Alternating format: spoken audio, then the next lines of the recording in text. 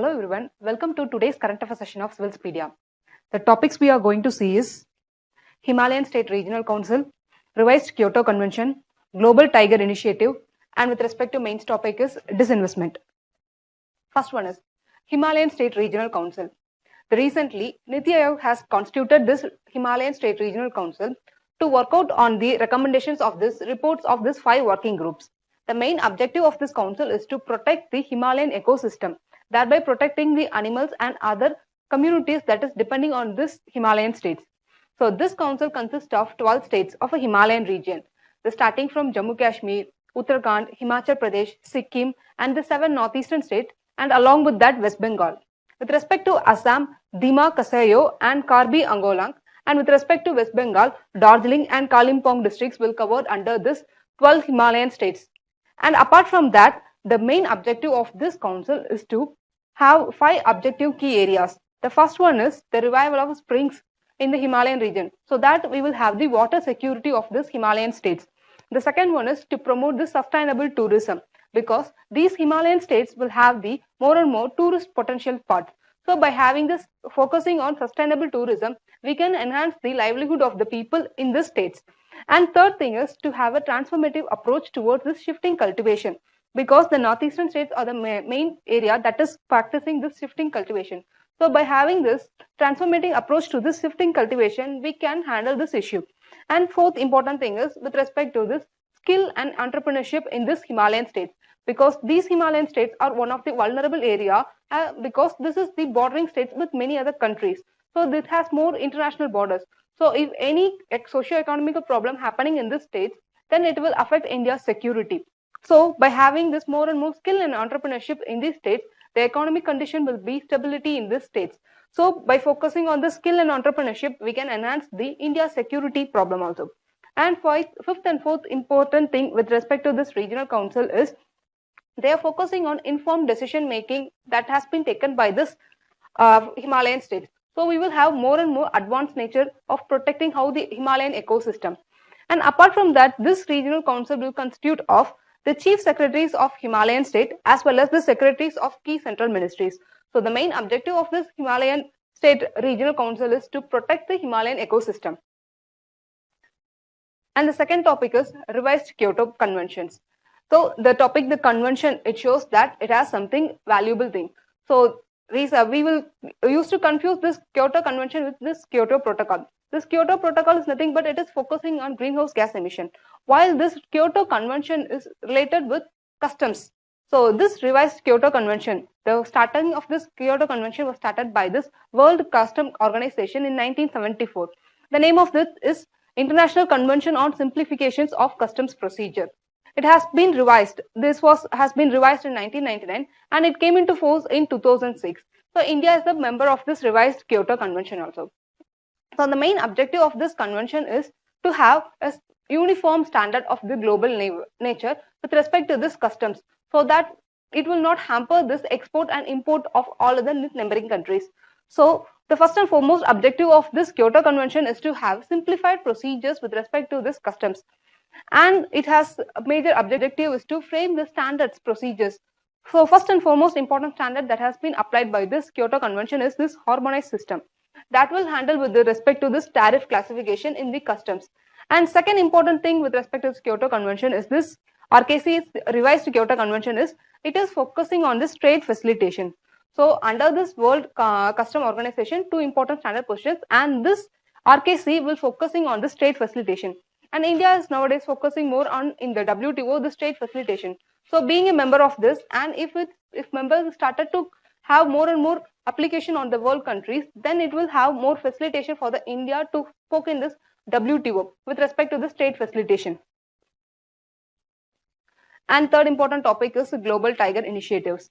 The recent issue of this Avni tigress killing in Maharashtra has kindled this topic as a very important one with respect to our prelims as well as the mains.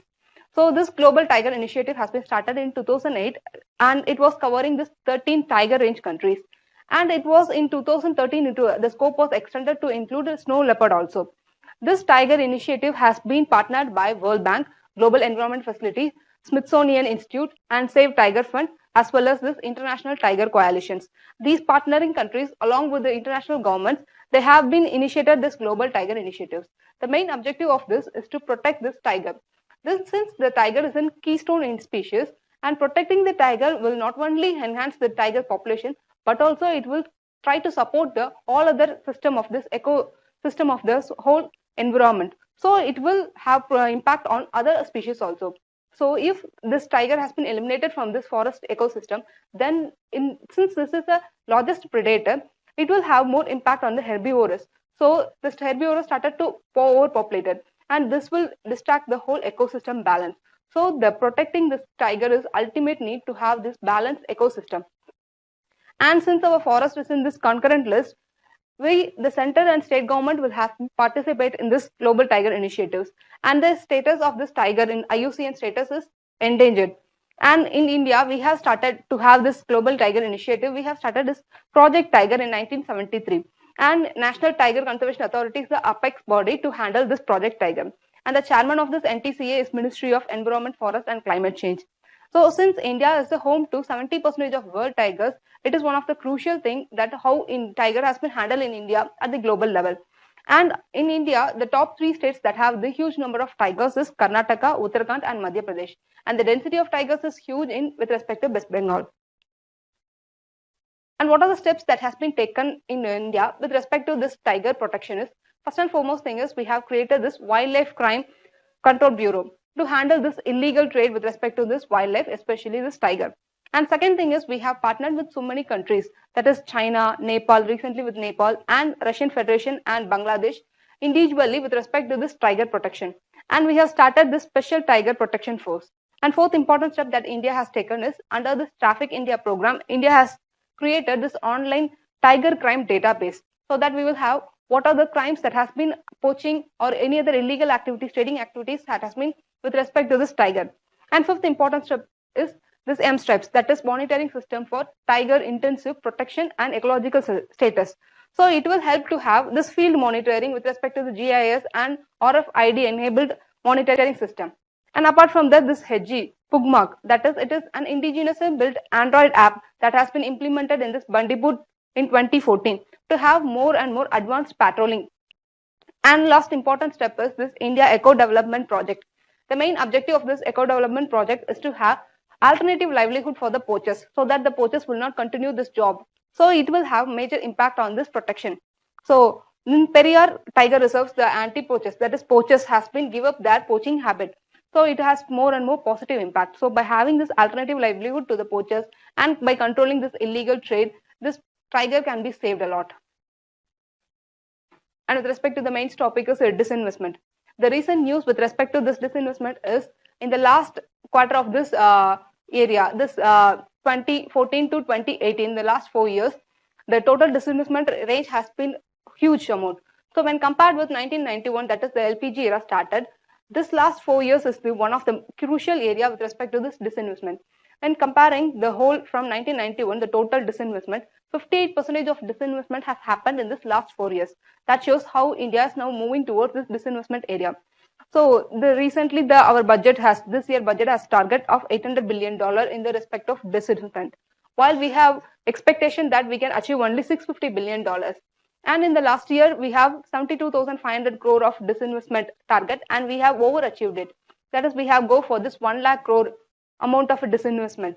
So last year, because of this insurance stock listing, we have more achieved this target. But this year, this was not happen, and we have this shortfall of this disinvestment.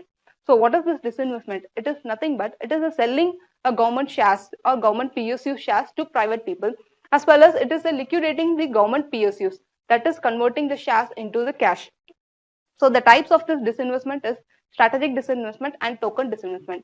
Token disinvestment, nothing but it will give the shares to this public, that is to the private people, but the government is having the management control, that is up to 49% of shares will be only having to this private people, and the 51% of shares will be withheld by this government. So the management control with respect to of the PSU will be handled by the government only. With respect to the strategic disinvestment, more than 51% will be given to this public, that is the management of ownership control will be transferred from government with respect to this PSU to the public. And the methods of disinvestment is The major method is IPO, that is initial public offering, then follow-on public offering. These two takes more and more time. So we have go for this OFS, that is offer for sale, and institutional placement program. And with respect to recently, we have introduced this ETF, that is exchange traded fund. These are all nothing but different methods of how we can sell our shares of PSUs with respect to the stock exchanges. And what are the objective of this disinvestment is, first and foremost thing is to reduce the financial burden of the government. Because if more and more PSUs, out of 22 PSUs, 11 PSUs has been under this prompt corrective action, that is they are at the non-performing asset. So this loss-making PSUs make the burden in this government balance and payment checks. So we have more and more fiscal deficit, and this loss-making PSUs will going to cost much in fiscal deficit also. So to reduce the burden of the government, this disinvestment is majorly objective too. And second important thing is, by selling this shares, we will get the money, the government will get the money, and this money will be used to have national investment fund. So in that national investment fund, 75% of the amount will be utilized for the social welfare schemes, and 25% of the amount will be utilized for this reinvestment within the PSUs. So with that 75% investment, so we can have more and more fund to have this public finances as well as to invest in this public expenditure. That is this health and education of the people, we can invest a lot. And third important thing with respect to this objective is to improve the competition. Because if a government is having this more and more control, then it will create this bureaucratization, and it will hamper the growth of this much and more of individual accountability of this PSUs. So if more and more public people started to enter into this management, then it will be more accountable, and thereby introduce this competition among the players also. And another important thing is, with respect to is, the role of a major government is to provide as a facilitator and regulator, rather than being one of the important key player with respect to this market service. So since our India is a free marketism, this government is also playing as one of the important player, then it will hampers the private players to be entered into that field. So by having this more and more disinvestment, we will make more and more competition between the private players. There, our government can introduce as just as a regulator and facilitator, not as an important key player in this market. And another important objective is to depoliticize the non-essential activities. Because of the government having more control in this PSUs, it will have more and more political interference into this PSUs. That makes this less profitability with respect to this PSUs. By having this more public into this, it will lead to this depoliticize this non-essential activities. So the major objective and what are the other issues with respect to the disinvestment is, recently we have gone for this Air India disinvestment, but proper amount has not been recovered back from this disinvestment of this Air India. And since it is an asset of a countries, with by having more and more disinvestment will lead to more and more asset has been eroding. So we have to concentrate how much disinvestment we can have and how much investment we can productively handle by this amount with respect to this disinvestment. With that, we will end today's conversation. Thank you. Have a nice day.